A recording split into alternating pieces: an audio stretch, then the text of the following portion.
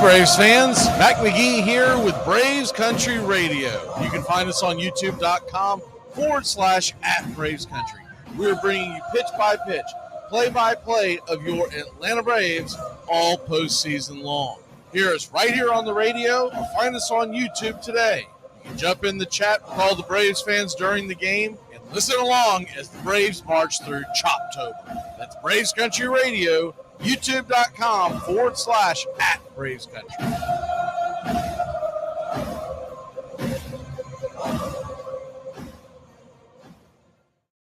Braves Country today. We're talking Southern sports. We go live 3 to 5 weekdays right here on WQEE. Braves Country today, Southern sports talk with the voice of Braves Country baseball, Mac McGee. Joined every day from sports analysts from all over Braves Country, talking college football, the NFL, Major League Baseball, and what's trending in the world of sports. Braves Country today. We go live 3 to 5 weekdays right here on WQEE. You're listening to WQEE 99.1 FM, The Key in Noonan, Georgia, home of Braves Country with Mac McGee and the Armchair Quarterbacks, weekdays, 3 p.m. Eastern to 5 p.m. Eastern, right here on The Key and youtube.com/Braves Country. You're listening to WQEE of Braves Country Baseball, Mac McGee. Joined every Lauderdale. Our hotels, attractions, and restaurants have taken the Visit Lauderdale's Safe and Clean pledge so you can relax and explore with confidence. When you're ready for that well-deserved staycation, our 23 miles of golden beaches await. Find wide-open spaces to hike, bike, kayak, and paddleboard. Visit your favorite attractions, then dine out in style in dining rooms or al fresco on waterfront patios. Learn more at sunny.org. Braves Country today. We're talking Southern sports. We go live 3 to 5 weekdays right here on WQEE. Braves Country today, Southern sports talk. Challenge accepted. This portion of the show is being brought to you by Ed's Almost Good Beer. Remember, Ed's Almost Good Beer was brewed in God's country when God wasn't looking. Hey, Braves Country. Braves Country HD is bringing you Braves Country Baseball all year long. Hi, I'm Mac McGee. We'll be bringing you play-by-play, pitch-by-pitch, inning-by-inning of your Atlanta Braves. Braves Country comes to you every Tuesday night and Friday night, and 2 bonus games every week. Please like and subscribe to youtube.com/@Braves Country. I might audible. If I audible, I'll use Omaha! Red Polly! Blue poncho! Do it! Rambo! Give me Kershaw here, Kershaw! You're listening to the Armchair Quarterbacks. Chop, Japan! Richmond, New York! Richmond, Florida! Sally, Buffalo! Jet, hey, Short Ox! Ludo Raiders! Red Lion! Omaha! I'm out! Enjoy sun-drenched days, epic stays, and plenty of room to roam in Greater Fort Lauderdale. Our hotels, attractions, and restaurants have taken the Visit Lauderdale's Safe and Clean pledge so you can relax and explore with confidence. When you're ready for that well-deserved staycation, our 23 miles of golden beaches await. Find wide-open spaces to hike, bike, kayak, and paddleboard. Visit your favorite attractions, then dine out in style in dining rooms or al fresco on waterfront patios. Learn more at sunny.org. Darryl Strawberry has gone out to get some sunglasses, so the sun has poked through the clouds here at Wrigley, much to the delight of the fans. There's a lot of daughters here, too. You're listening to Braves Country Baseball on Braves Country HD. Please like and subscribe today, youtube.com/@Braves Country. You're in Braves Country.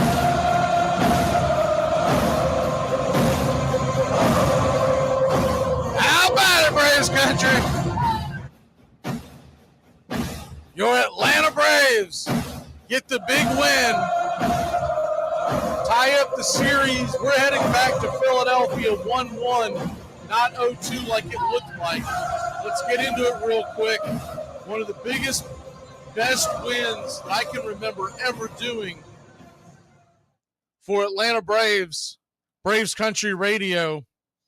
If you're missing out on the games, you need to dial in. Find us on YouTube today, youtube.com/@Braves Country. We got the highlights. We're going to get them going here in a second. But, man, we could have been down 0-2 heading back to Philly, and it would have looked really bleak. Now, the only thing that I hate about this now is I kind of wish we didn't have a day off.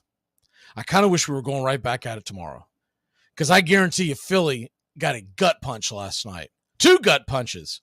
First of all, they're up 4-0 and lose the game 5-4. That's number one. Number two, Bryce Harper gets doubled off to end the game in a huge base running blunder. And it's just got to feel like, if you're a Philly fan, that the momentum has shifted. It has swung in the direction of the Atlanta Braves. Let's get into it real quick. If you did miss the game, real quick, we're going to hit you up with what happened last night. Max Fried was terrible. He'll tell you he was terrible. Max Fried, the numbers on him are horrible, horrific, but we live to fight another day. 4 innings, 3 earned runs, 6 hits allowed, 3 strikeouts. That's the bad news. The silver lining, this was his first start back from the IL, and he just looked rusty. He also looked very timid on the bump. Very timid. I put some of that at the feet of Travis d'Arnaud. It's the way he calls games. I've noticed this quite a bit doing these games night after night, day after day. There's a difference between Murphy behind the plate and d'Arnaud behind the plate. d'Arnaud is trying to outsmart you. He's trying to get you to reach. Murphy wants to be aggressive. And granted, you can't put it all on d'Arnaud because Fried is agreeing to the pitches that he's throwing. But at the same token, there's a different kind of energy in that battery when you've got Murphy behind the plate. Don't get me wrong, I'm a huge d'Arnaud fan. How can you not be? What he did for us in 2021, and just an overall great guy. But it feels like that we are timid and are trying to get almost, for lack of a better term, get too cute. When Murphy's back there, it's much more aggressive. Not saying that one can't work, that both can't work, but you see the difference. Fried goes 4 innings, 3 earned runs, 3 strikeouts.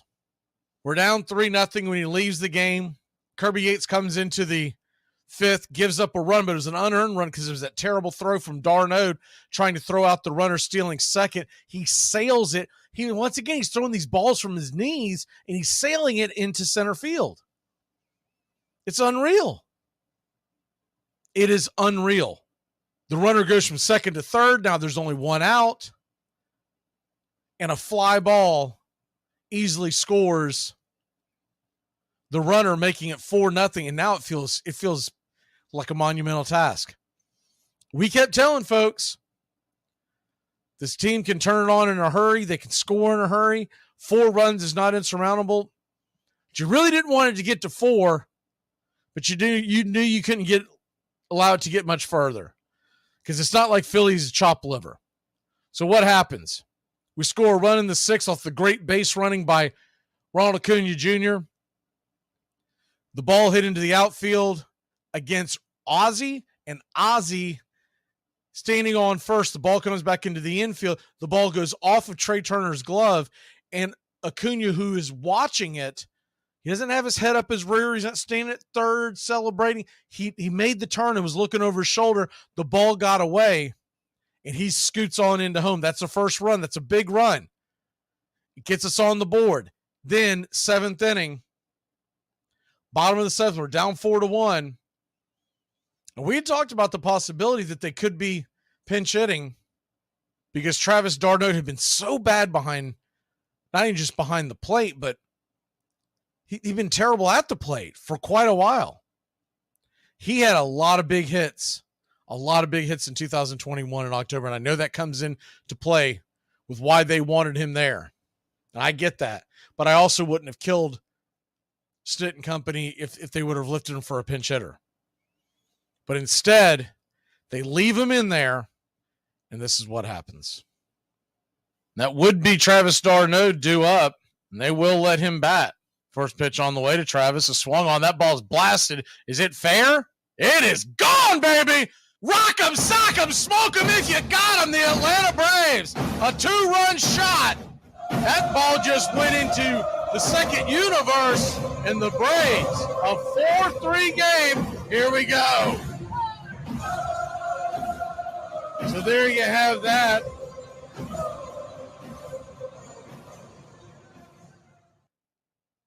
It's 4-3, and Atlanta is now heading back to the plate in the bottom of the eighth.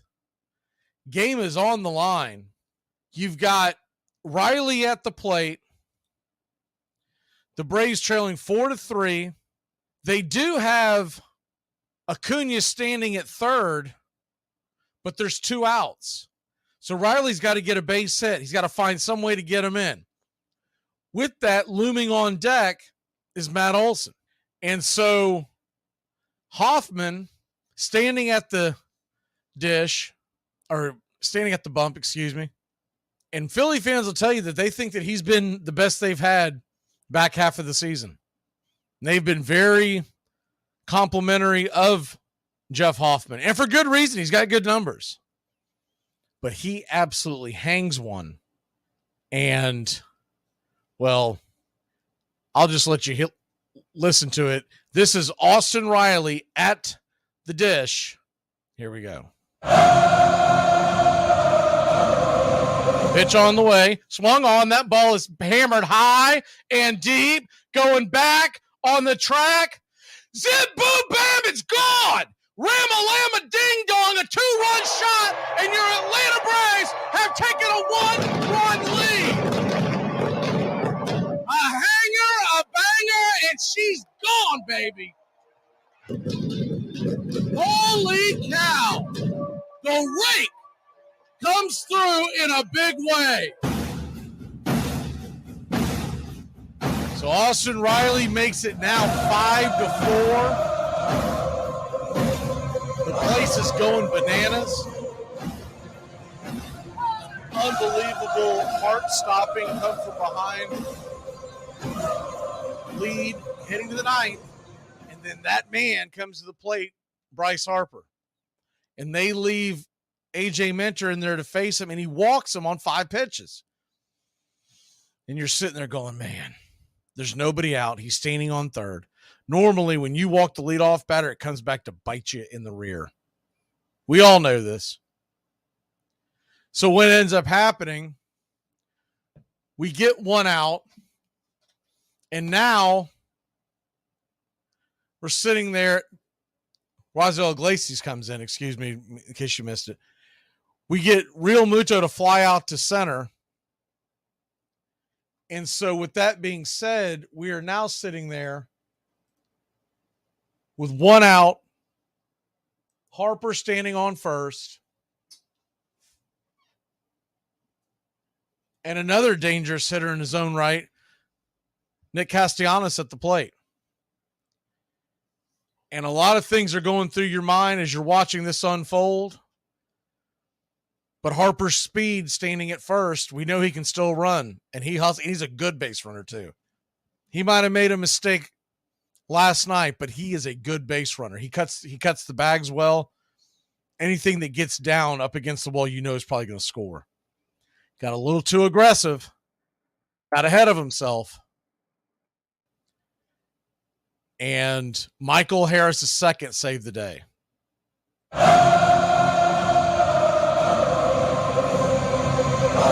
Lifts the glove, kicks and deals. Swung on, lifted high and deep, going back on the track. Making the catch at the wall is Money Mike. Michael Harris' second makes a heck of a catch, and they are going to double up Bryce Harper.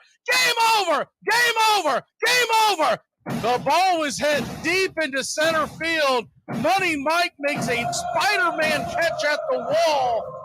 He relays it back into the infield. Harper thought it was going to go off the wall for a run, and they double up Bryce Harper at first base, and your Atlanta Braves are doing the gritty. They're headed to Philly with a 1-1 series, and the air let out of the Philadelphia balloon. Braves win! Braves win! Your Atlanta Braves win! So there you have that. Heart-stopping fashion. Your Atlanta Braves get arguably the biggest win of the year. Now, all this is going to be for naught if we don't do more with this, right? To win this game, and that's all hunky-dory, but if you don't go further, if you don't do more with this, if you don't come back and win the series, take your chances in the NLCS. And I do think the Braves, if they can get through this series, will be in the World Series. They will win that NLCS. We all know what's going on over there on the other side of the bracket. And I'm just not very concerned. I've said this all along, all year long. This is not revisionist history. I felt like once you saw how it was going to lay out, that we were going to face the Phillies in the NLDS, I felt like the winner of that series is probably heading to the World Series. I know the Braves can do it, and I assume the Phillies are good enough to do it. The Phillies match up well against the Braves. That's the problem.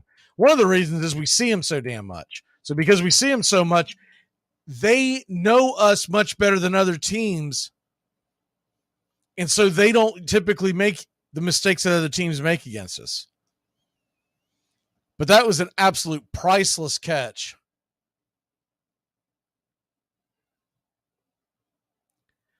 And an unbelievable game.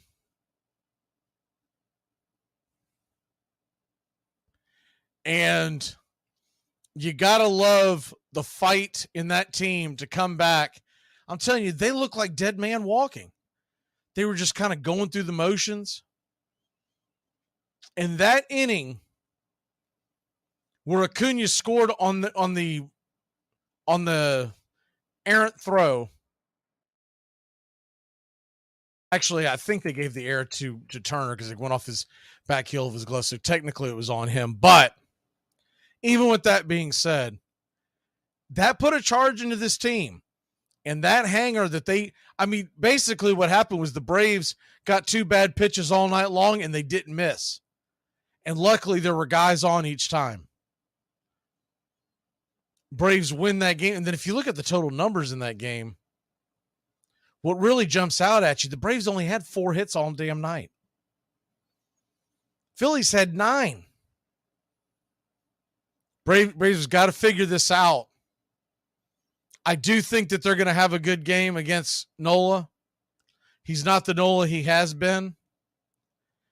He's gotten a little. Now, look, he had a good night the other night against Miami, but Miami's offense is not Atlanta's, and we know what Matt Olson does in Philadelphia. Matt Olson will make you pay. So all that being said, I'm really looking forward to what we can do in Philadelphia now. I mean, I was dreading this. By the 5th inning, I was like, my God, if they don't wake up soon. This isn't like a regular baseball game in the middle of the year where you can just rattle off 6 or 7 runs in an inning typically because they're throwing the kitchen sink at you and they're just not going to let it unravel. They're not just going to let a guy just out there take one for the team. And you're sitting there watching it unfold. You're like, man, we're just not hitting. We're not having good at bats, the whole 9 yards. And it all turned in that 6th inning. And we gave the game ball to Austin Riley, but you could make the argument for Money Mike for making that catch at the wall, even though he had a terrible night at the plate again. He was 0 for 3. Or better yet, Acuna, who didn't get a hit, but he scored 2 runs. He was hit by a pitch and he walked. And both times he comes around to score. It's a big deal. If it wasn't for the fact that Darnold had the error and Darnold was just he wasn't doing a good job at the plate until that home run. I could make an argument for Darnold. He did have the big 2-run home run, but at the same token, man, he had some bad at bats before that. But that hanger, sometimes things just fall into place for you. The Braves win that one 5-4. I mean, until we hit the 6th inning of game 2, we had gone 14 innings without scoring a run. shut out this offense. And you just feel like it's ready to explode. And hopefully that's the one, that is what ignites them. We're just hoping that somehow, some way, it's going to ignite.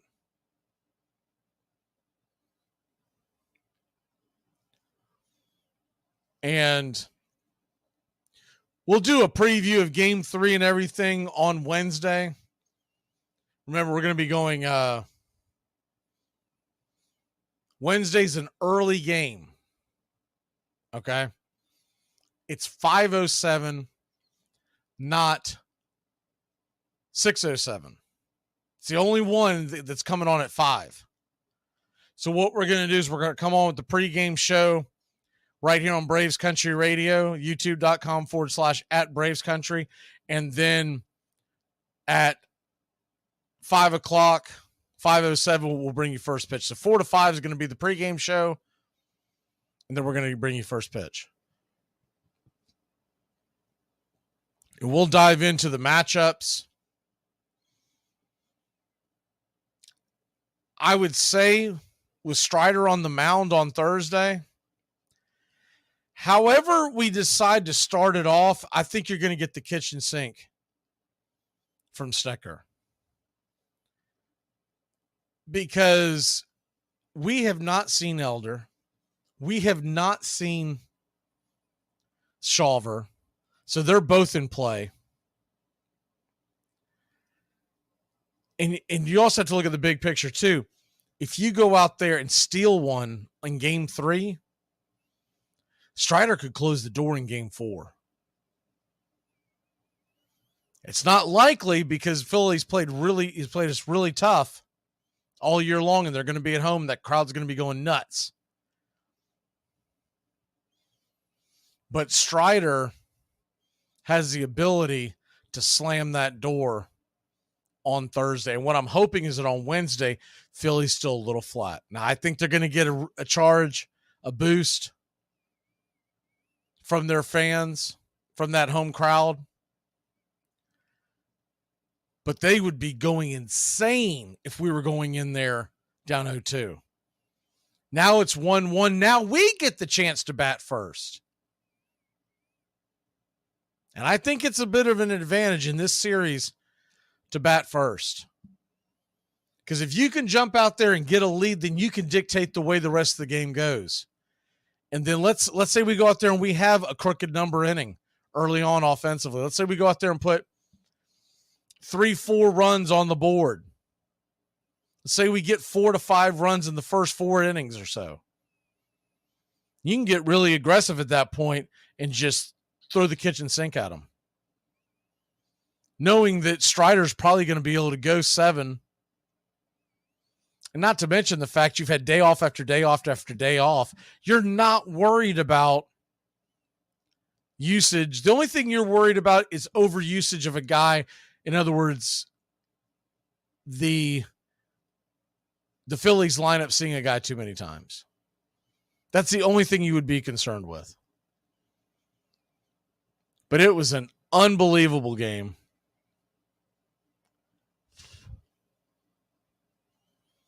And Atlanta, to me, it would probably be disingenuous to say they're in the driver's seat, but they have the momentum. Because knowing that you have Strider going Game 4 is a huge advantage. It feels like that's a win, which means Philly's going to be very desperate going out there for game number 3 because they don't want to fall. If they fall down 2-1, Katie barred the door. And Aaron Nola has not been great. Once again, he has not been great this year. Aaron Nola, look, most years, Aaron Nola is one of the top right-handers. I've always called him a poor man's version of Roy Halladay. He's a crafty right-hander. Never heard it from him, but I'd be willing to bet if there's a guy that he looks up to, it's got to be Roy Halladay, because he's got that kind of stuff where it's in and out, it's up and down. He throws so many different pitches. But what's been okay? So first of all, Aaron Nola, a 4.46 ERA this year, if that tells you something. Aaron Nola, if you take the Miami game out, and he did go 7 and no earns, and that's impressive. And he has pitched well a couple last times before the end of the season. He pitched well against Atlanta, though we had a couple of times to get to him, and we just really didn't execute. And he pitched well against Pittsburgh. I kind of throw that one out the window. If you look at what he did in September prior to those last two starts, he only went 4 2/3 against St. Louis. He only went 4 1/3 against Miami. Gave up 4 runs. Gave up 7 runs and 4 2/3 against Milwaukee. And he's been up and down. He did have a good outing late August against St. Louis, but then had a bad outing in September against St. Louis. This will be the second time the Braves will have seen Nola. And what would make me concerned about Elder being out there too long in this series particularly, he has not pitched well against Philadelphia. So I really think it could be a combination of like a bullpen game when it's all said and done. Don't pay attention to who they as they announce these starting lineups, right? You got to look at the bigger picture. And they're going to look at it. Philly does not change their lineups much. They're very much like Atlanta, especially if a righty goes out there on the mound. You're going to pretty much get the same matchup.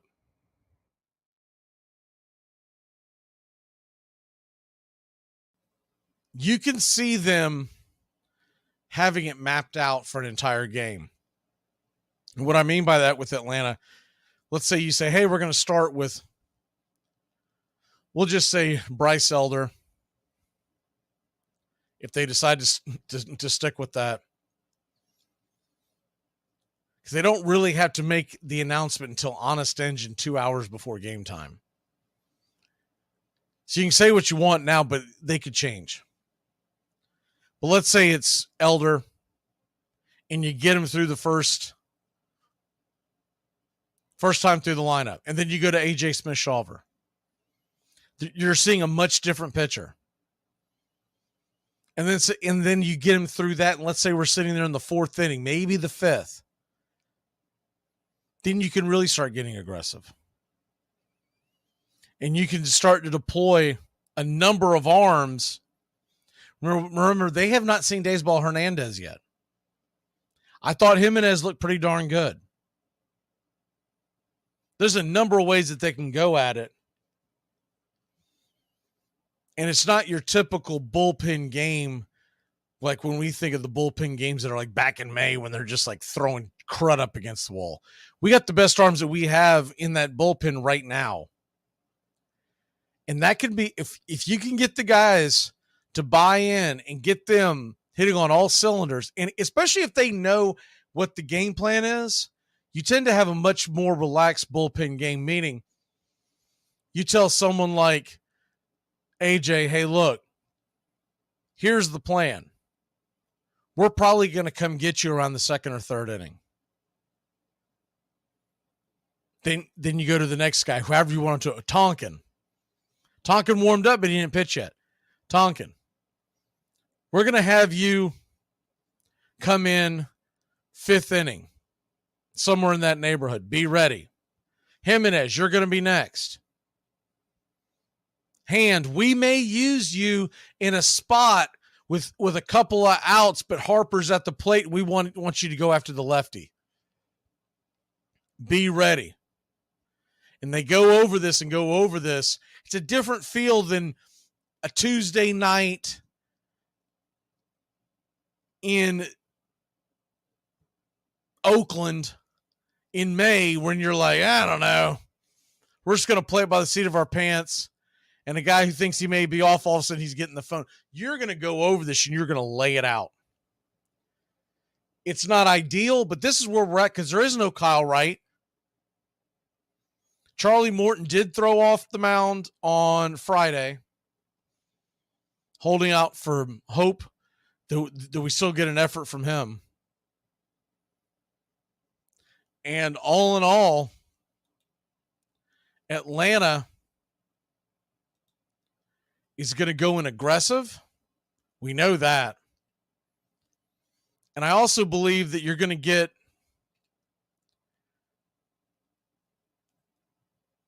a very motivated, a very upbeat Braves team. Because I bet they're sitting around on the plane heading to Philly going, man, we about had let this season get away from us. And you know someone who we have not seen that I actually thought we were going to get a pinch hit from earlier in the game, but we didn't get it? What about Vaughn Grissom? What a great teammate he's been. I don't know if you saw it or not, but when the game ended, Vaughn Grissom was the first one out of the dugout leaping, celebrating Bryce Harper getting gunned down.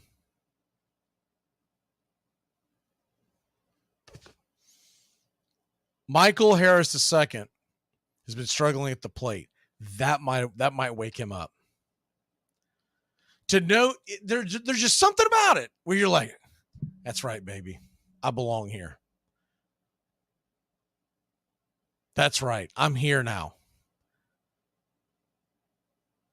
These guys that have these great careers, there's always these hallmark moments in time that you look at years later, you're like, man, remember? And it doesn't matter who the player is, you can go to a moment.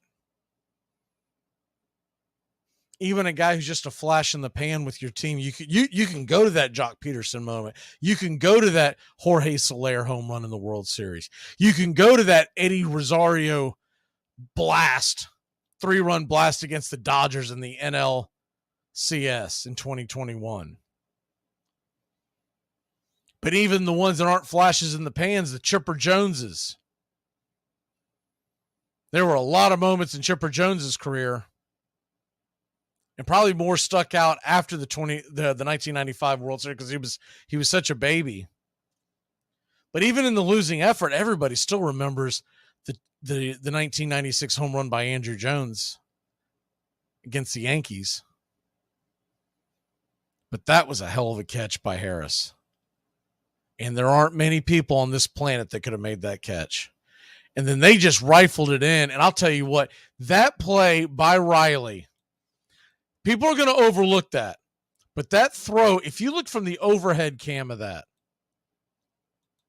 so he makes the catch, and you look at the overhead camera of that.